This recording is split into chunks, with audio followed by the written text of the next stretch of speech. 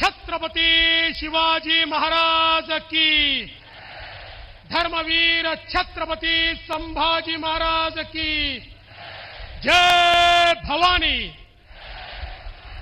जय भवानी, जय जय जय जय जय भवानी,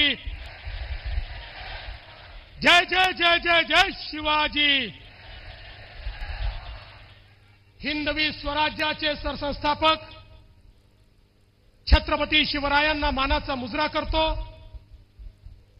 भारतीय राज्यघटनेचे शिल्पकार भारतरत्न डॉक्टर बाबासाहेब आंबेडकर यांना मानवंदना अर्पित करतो, ज्यांना खऱ्या अर्थानं क्रांतिगुरू मानलं जातं। ते क्रांतिगुरू लहुजी वस्ताद साळवे यांच्या चरणी नतमस्तक होतो। आणि आज मंचावर उपस्थित असलेले अखिल विश्वातील सर्वाधिक लोकप्रिय नेते आणि भारताचे यशस्वी प्रधानमंत्री आदरणीय नरेंद्र मोदीजी,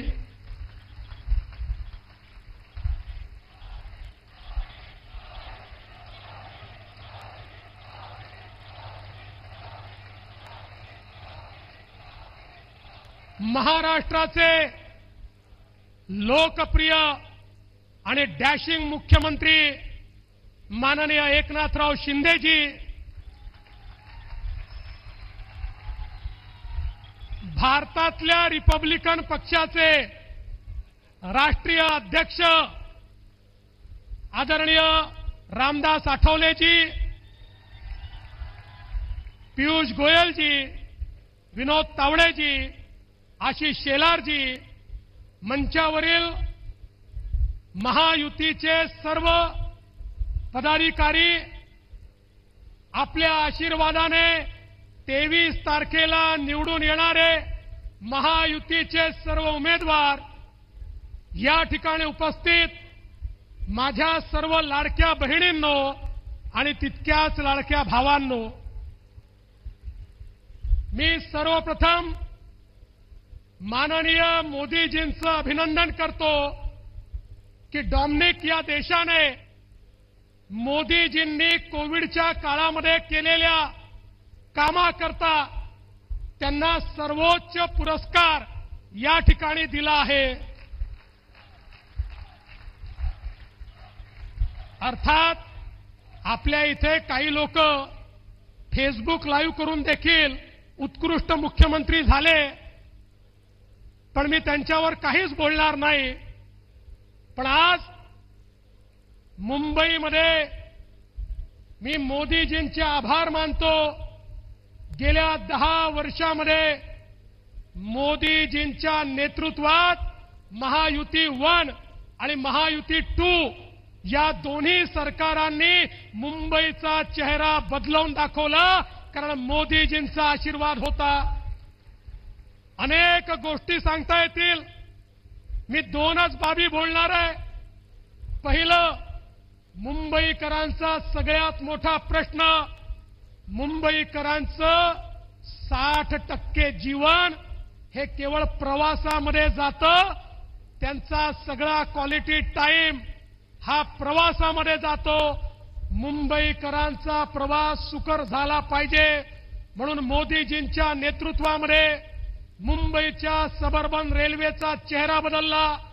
त्या ठिकाणी प्लॅटफॉर्म असतील, एस्केलेटर्स असतील, लिफ्ट असेल, पॅसेंजर सुविधा असेल, नवीन डब्बे असतील, नवीन ट्रेन असतील, त्याची फ्रिक्वेन्सी असेल, पूर्णपणे ही सबअर्बन रेल्वे बदलली।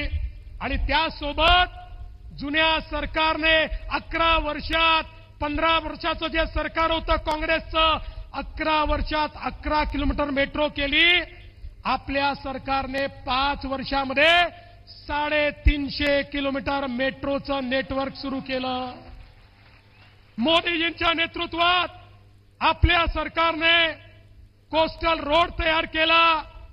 नरिमन पॉइंट पासून वरईपर्यंत वरई बांद्रा रोड आहे, बांद्रा वर्सोव्याचं काम चालू आहे, वर्सोवा मड याचं काम सुरू होत आहे। मडपासून उत्तनचं प्लॅनिंग झालंय आणि उत्तनपासून विरारपर्यंत म्हणजे संपूर्ण वेस्ट कोस्ट जो आहे या ठिकाणी पूर्णपणे सीमलेसली 40 मिनिटांमध्ये नरिमन पॉइंट टू विरार जाता येईल अशा प्रकारची व्यवस्था वेस्टर्न एक्सप्रेसवेला डिकंजेस्ट करण्याचं काम हे आपल्या सरकारने केलं आणि तिकडनं विरार ते अलिबाग कॉरिडॉर तयार केला. त्यामुळे एमएमआर रिजनमध्ये पूर्णपणे एक लूप तयार झाला आणि त्याला सगळ्यात महत्वाचं 22 किलोमीटरचा अटल सेतू याच्यामुळे मुंबई आणि नवी मुंबई जोडली गेली. मुंबई आणि एमएमआर रिजनमध्ये लोकांकरता प्रवास सुकर व्हावा ही व्यवस्था मोदीजींनी केली. दुसरं महत्वाचं मुंबईकरांचा प्रश्न घराचा.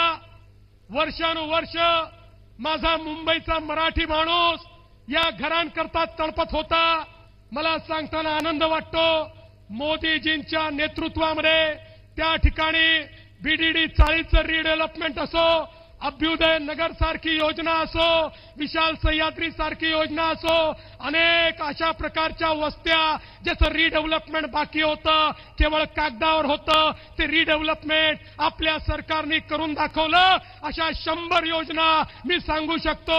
धारावीचं रिडेव्हलपमेंट जे केवळ कागदावर होतं ते आपल्या सरकारने करून दाखवलं आणि मोदीजींच्या आशीर्वादाने मी तुम्हाला सांगतो हे जे काही या ठिकाणी बोलतायत पुढच्या 5-7 वर्षामध्ये माझा धारावीचा माणूस धारावीमध्येच पक्क्या चांगल्या सुंदर घरामध्ये त्या ठिकाणी बसलेला आपल्याला पाहायला मिळेल. मोदीजींच्या आशीर्वादाने आपण बघू शकतो आज मुंबईमध्ये रिडेव्हलपमेंट सुरू झाली. त्यातल्या अनेक गोष्टी आता आपण दूर केल्या. 18 निर्णय घेतले आणि मुंबईकरांना सेल्फ रिडेव्हलपमेंटच्या माध्यमातून 1600 प्रोजेक्ट आता पाईपलाईन मध्ये आहे. पुढच्या काळामध्ये 100 स्क्वेअर फूटमध्ये राहणाऱ्याला 500 स्क्वेअर फूटचं घर हे रिडेव्हलपमेंटच्या माध्यमातून याच मुंबईमध्ये मिळत आहे. आणि एसआरए मध्ये वर्षानुवर्ष बंद असलेल्या वेगवेगळ्या या झोपडपट्ट्यांना लोक बाहेर होती, घरं मिळत नव्हती. आमच्या मुख्यमंत्र्यांच्या नेतृत्वात त्याला आम्ही चालना दिली आणि आता वेगवेगळ्या संस्था एमएमआरडी असेल, सिडको असेल, सगळ्या संस्था झोपडपट्टी धारकांकरता घर बांधतायत. गरीबाला, मध्यमवर्गीयाला, मराठी माणसाला, मुंबईकराला घर देण्याचं काम कोणी केलं असेल तर मोदीजींच्या नेतृत्वातल्या या महायुतीच्या सरकारने केलं आहे. आणि म्हणून बंधू भगिनींनो, केलेल्या कामावर आम्ही मतदान मागतोय आणि काही लोक हे केवळ लांगुल चालनावर मतदान घेतात.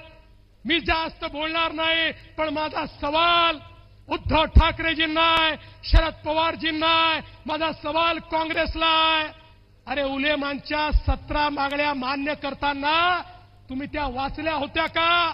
त्यातली एक मागणी जी महाविकास आघाडीने मान्य केली ती मागणी अशी आहे 2012 ते 2024 या महाराष्ट्रात जेवढ्या दंगली घडल्या त्या दंगलीमध्ये जेवढे मुसलमान आरोपी आहेत त्या सगळ्या आरोपींना एका झटक्यात सोडून द्या ही मागणी उलेमांनी केली आणि त्या ठिकाणी महाविकास आघाडीने मान्य केली. हे काय चाललंय या महाराष्ट्रामध्ये? अरे यांना आता आपली ताकद दाखवून द्या.